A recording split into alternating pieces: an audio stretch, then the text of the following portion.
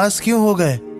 अभी तो आप खुशी से फूले नहीं समा रहे थे और अब ये भाव किस कारण? अपनी पत्नी की बात सुनकर कुलपति जी उनसे ये बात छुपा लेते हैं कि उन्हें करण पर शंका हो रही है। वो अचानक बोल पड़ते हैं, अरे नहीं नहीं, कुछ नहीं हुआ। वो तो मैं करण को पहले बुरी तरह डांटता था ना, उसे बहुत बुरा भला कहता था, यही सब सोचकर मैं उदास हो गया। करण की मां कुलपति जी की बात पर खुश होकर कहती है, हाँ लेकिन अब उसे आप कुछ भी नहीं बोल सकते, उसने आपका नाम गर्व से ऊंचा कर दिया है। कुलपति जी को यह बात बोलकर करण की मां खुशी से झूमती वहां से करण के पास चली जाती है। कुलपति जी भी अब अपनी शंका का इलाज ढूंढ रहे थे। करण ने प्रताप को हराया है, ये बात पूरा नगर जानता था, लेकिन वो रसायन का ज्ञाता एक कीमियागर है, ये बात किसी को नहीं पता थी। और इसीलिए ही करण के बाबा के मन में भी एक शंका उठ रही थी। लेकिन फिर उनका दिल कहता है कि नहीं, करण झूठ नहीं बोल सकता। अगर वो झूठ बोलता तो प्रताप को कैसे हरा सकता था? उसके पास तो शक्तियां हैं। कुलपति जी के मन में अब दो बातें एक साथ चल रही थी। वो तय नहीं कर पा रहे थे कि सच क्या है। वो ख्यालों में खोए हुए थे कि तभी उन्हें अचानक प्रताप की याद आती है। वो जानते थे कि प्रताप औषधियों का बहुत बड़ा ज्ञाता और एक सफल चिकित्सक है। उसने औषधियों से अपनी योग शक्तियों को बहुत ही मजबूत कर लिया था। वो जरूर एक औषधि की असली पहचान बता देगा। तभी कुलपति जी बिना किसी खेद के प्रताप के कमरे में पहुंचते हैं।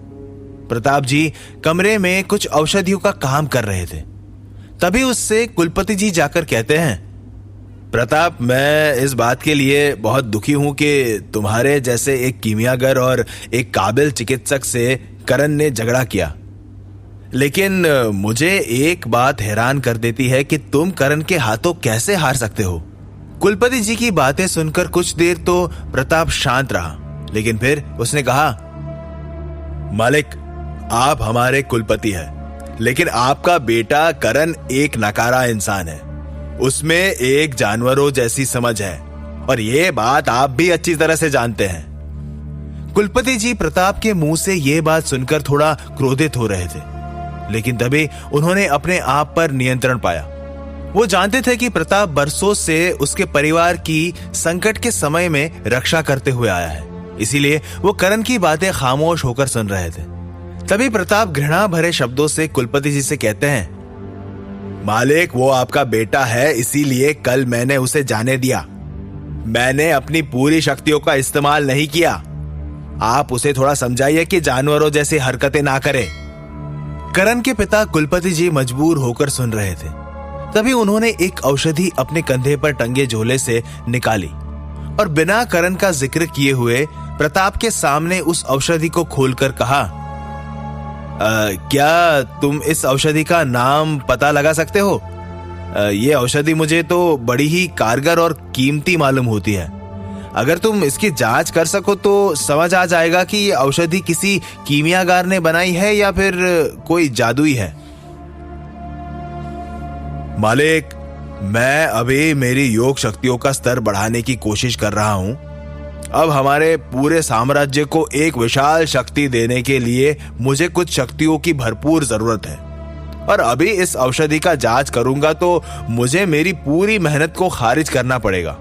इसीलिए आप इसे जहां से भी लाए हैं वहां ले जाइए। मैं मेरा काम पूरा होने के बाद पूरी कोशिश करूंगा कि इसका परीक्षण कर सकूं। प्रताप अपने मालिक से विनती करते हुए कहता है। प्रताप की बात सुनकर कुलपति जी को कुछ समझ नहीं आ रहा था कि वो अपनी बात प्रताप को कैसे समझाए। उनका इस औषधि की जांच करना बहुत ही जरूरी था, लेकिन प्रताप ने जो कहा था और वो जो भी कर रहा था वो साम्राज्य के लिए ही कर रहा था। अगर कुलपति जी प्रताप को बता देंगे कि ये औषधि करण ने बनाई है तो वो तुरंत जांच करने के लिए तैयार हो जाएगा। लेकिन कुलपति जी प्रताप को अगर बता देते हैं और जांच करने पर वो औषधि कोई जादुई या फिर नकली निकली तो करण का और मजाक बनेगा, और प्रताप ये बात कुलपति जी के भाई और केशव को बताएगा और वो करण की इज्जत का कचरा कर देंगे। इन सब बातों को जहन में लाते हुए कुलपति जी एक बार फिर प्रताप से कहते हैं, प्रताप, मेरी बात समझने की कोशिश करो। इस औषधि की जांच करना बहुत ही जरूरी है। चाहे तो इसके बदले तुम मुंह मांगा दाम ले लेना। कुलपति जी के मुंह से ये मुंह मांगा दाम सुनकर प्रताप तुरंत जांच करने के लिए कुलपति जी के साथ औषधालय में जाने के लिए राजी हो जाता है।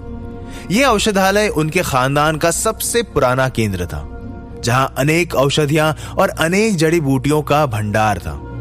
औषधालय में ही जड़ी बूटी की जांच होती थी। वहां पहुंचते ही कुलपति जी का मन घबराने लगता है। प्रताप कुलपति जी से औषधि मांगते हुए कहता है, लाइए, मुझे दीजिए। आपके पास जो औषधि है उसकी मैं जांच करता हूं। प्रताप की आवाज सुनकर कुलपति जी का चेहरा पीला पड़ गया था। वो सोच में पड़ गए थे कि औषधि अगर नकली या जादुई निकली तो उनका दिल जार जार हो जाएगा। वो करण को फिर कभी माफ नहीं करेंगे। बड़ी मुश्किल से करण पर उनको विश्वास हुआ था। यही सोचते सोचते वो अपना हाथ झोले में डालते हैं और प्रताप को वो औषधि दे देते हैं। लेकिन आगे क्या होगा अब? क्या अब प्रताप औषधि की जांच करेगा? क्या कुलपति जी का दिल टूट जाएगा? औषधि नकली है या असली?